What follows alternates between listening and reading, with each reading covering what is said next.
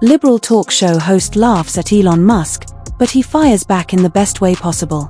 It started with a smirk, a knowing glance between co-hosts, and a chuckle that rippled through the studio audience before a single word was even spoken.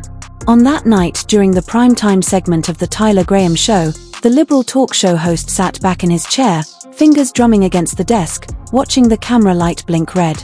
This was his moment. His audience was already primed, waiting for him to deliver one of his signature monologues. "Ladies and gentlemen," Tyler began, his voice dripping with amusement, "Elon Musk is at it again. This time our favorite billionaire genius thinks he's going to revolutionize, wait for it, brain chips," he snorted, shaking his head. The audience laughed on cue. A few claps rang out. Tyler leaned forward, lowering his voice as if revealing a deep, dark secret. "Now I'm all for ambition, but at what point does ambition turn into straight-up delusion?" He let the question linger. "This man thinks he can stick a microchip in your head and suddenly boom, you're the next Einstein. Come on, guys, do you really want this guy? The same guy who built a truck that can't even survive a rock thrown at its window, messing around with your brain?" More laughter, a few hoops. A clip of Musk's Cybertruck glass shattering during a failed demonstration played on the screen behind him, replaying in slow motion for effect. The crowd roared, feeding off the energy of the moment. Tyler wasn't done. I mean, let's be honest, every few months he comes up with some wild new idea, and the internet eats it up. Underground tunnels, yeah, great idea. If you don't mind suffocating in a metal tube during rush hour, colonizing Mars? Sure, let me just pack a bag real quick and hop on the next Spirit Airlines to Hell's Cape. The audience howled at that moment. It didn't feel like a discussion, it felt like a roast. Tyler was in his element, and the crowd was right there with him, but what made it worse, what made it sting, was that his words weren't just contained within the walls of his studio. The internet was watching. Clips of the segment were already being clipped, captioned, and uploaded in real time. Tyler Graham destroys Elon Musk's brain chip idea. That was the title of the first viral video to hit Twitter. Within minutes, it was everywhere, and memes flooded social media. A photoshopped image of Musk wearing a tin-foil hat, a fake Neuralink advertisement promising instant genius for the low price of your dignity. It didn't take long before people started tagging Musk himself, demanding a response, but while the internet laughed, Musk remained silent. Something was coming, but no one knew it. Yet Tyler Graham's takedown of Elon Musk wasn't just another late-night segment, it was fuel to a fire that was already smoldering. The clip spread like wildfire across Twitter. Reddit and YouTube racked up millions of views in hours. Everyone had an opinion. Some users laughed along, praising Tyler for finally saying what needed to be said. One viral tweet read, "Elon Musk is the Kanye of tech.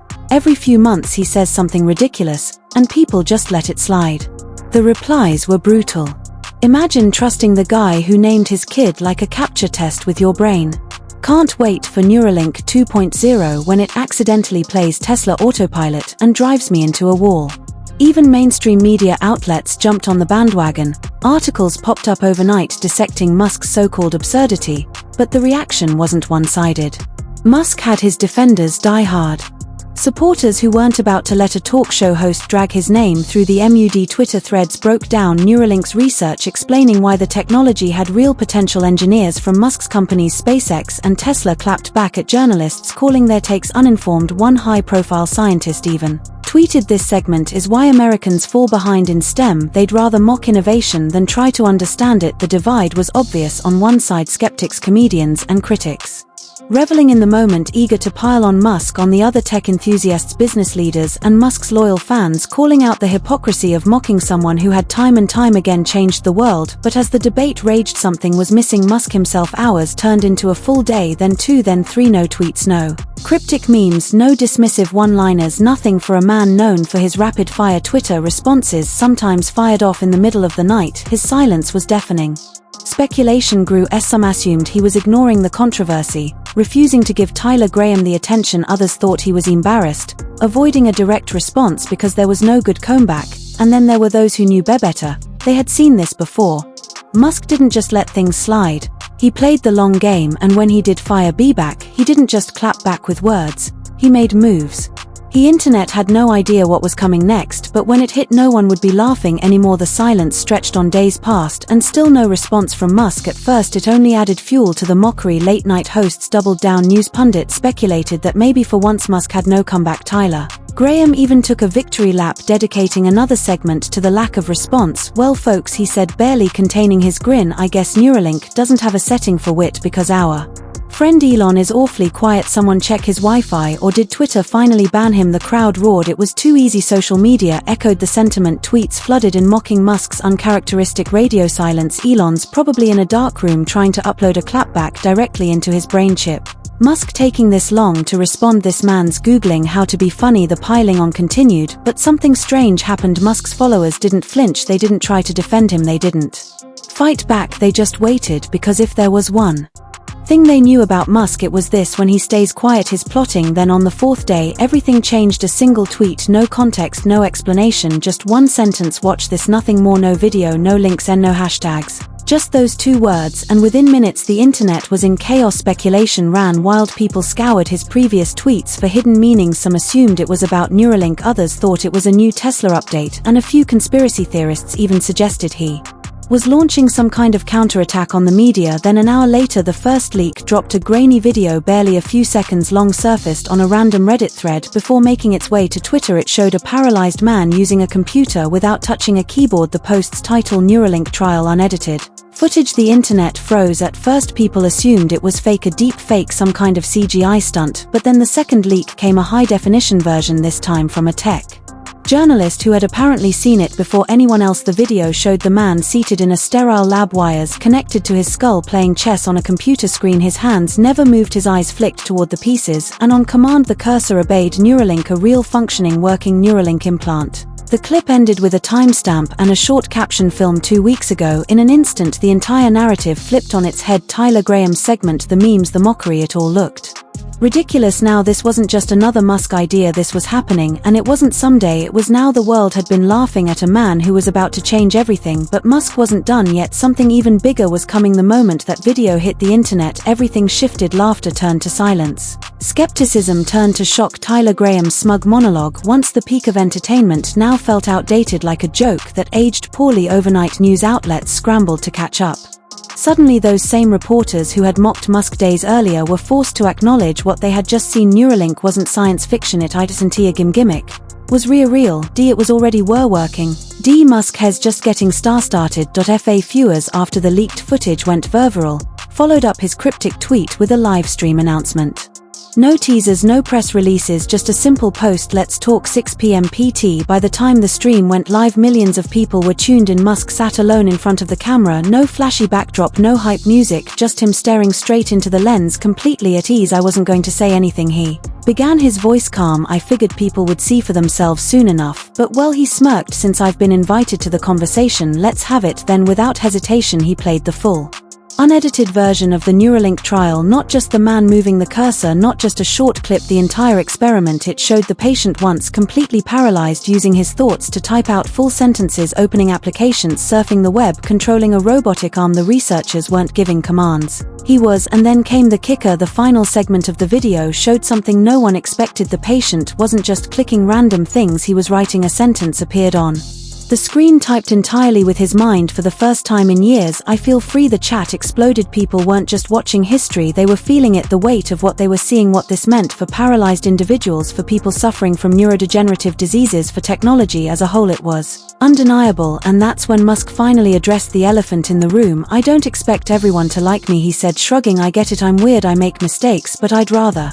spend my time building than mocking." A pause. "Some people choose to sit on a stage and laugh, others choose to change the world. I know which one I'd rather do." Mic drop. Twitter erupted within seconds. Hashtags flooded the platform. Hatched Neuralink changes lives. # Musk was right. Apologize to Elon. Even people who weren't Musk fans had to admit it. This wasn't just another tech stunt, this was a breakthrough. But one person had yet to respond: Tyler Graham, the same man who had laughed at Musk just days before, and now the entire internet was watching, waiting for his reaction. Tyler Graham had built his career on sharp wit and calculated jabs, but nothing prepared him for this. Just days ago he had the world laughing at Elon Musk. Now those same people were flooding his social media with clips of the Neuralink demonstration, calling him out for mocking something that could change lives. His mentions were a battlefield. You embarrassed yourself, so I wanna joke about this one too. Say something. Tyler wears that sharp tongue now. The pressure was unbearable. His producers demanded a response. At first Tyler's team tried to ignore it. Maybe if they stayed quiet the storm would pass, maybe the internet would find a new target, but it didn't. The clip of Musk's livestream was everywhere. Major networks, the same ones that had mocked him just days before, we're now backpedaling. Elon Musk's Neuralink breakthrough stuns the world.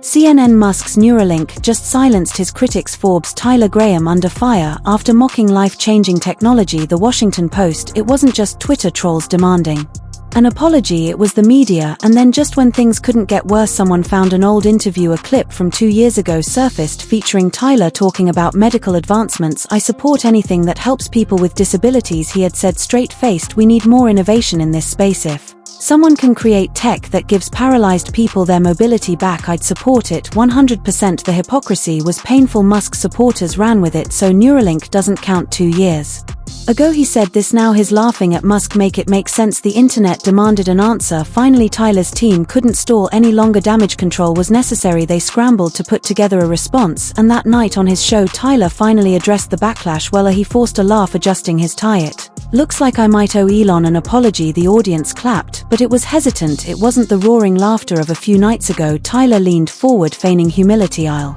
admit I might have jumped the gun. I didn't expect Neuralink to be this far along. He cleared his throat. That video was impressive, I won't lie, but instead of a full apology he pivoted. That said, I still think we should be asking questions. Technology like this is powerful. It could change everything, but it also needs regulation. Who controls it? What's the ethical concern? The audience perked up. He was trying to shift the narrative, but the internet wasn't buying it. The damage was already done, and while Tyler Graham struggled to regain his credibility, Elon Musk was preparing his final move. Tyler Graham's attempt at damage control didn't land the way he hoped. Instead of a sincere apology, he tried to redirect the conversation, and people saw right through it. His audience wasn't laughing anymore. His critics weren't backing down. Even some of his usual supporters were calling him out. You mocked a guy for helping disabled people, and now you want to talk ethics? Nah man, take the L. Just admit you were wrong. Tyler, stop trying to spin this. This ain't politics, dude. This is someone walking again. Own up. But while Tyler was still trying to patch his reputation, Musk had already moved on. The Neuralink livestream had done its job. The world saw the truth. The people who needed this technology, the most paralyzed individuals, families of stroke victims, those suffering from neurodegenerative diseases, were now watching Musk closely, not Tyler Graham, and Musk knew exactly how to make his point. The day after Tyler's weak response, Musk dropped another bombshell, a new initiative, a tweet, simple, direct, offering Neuralink to the first 1,000 patients for free. Let's change lives. The internet exploded. This wasn't just a response to the controversy, it was a statement. While others wasted time mocking, debating, and doubting, Musk was building, creating, and making real change. Within hours, hospitals, research centers, and advocacy groups started reaching out to Neuralink. Thousands of applications flooded in. Families with paralyzed loved ones saw hope where there had been none before, and in that moment, the entire debate became irrelevant, because this wasn't about Tyler Graham anymore. It wasn't about Twitter wars or talk show jokes. It wasn't even about Elon Musk's ego. It was about real people, real problems, and real solutions. Musk never needed to fire back with insults or petty arguments. His response was simple: do something so undeniably great that no amount of mockery could diminish it. And with that, the final tables turned. Tyler Graham, once the man with the MIC, found himself drowned out by something far more powerful than comedy. Progress. Musk didn't just win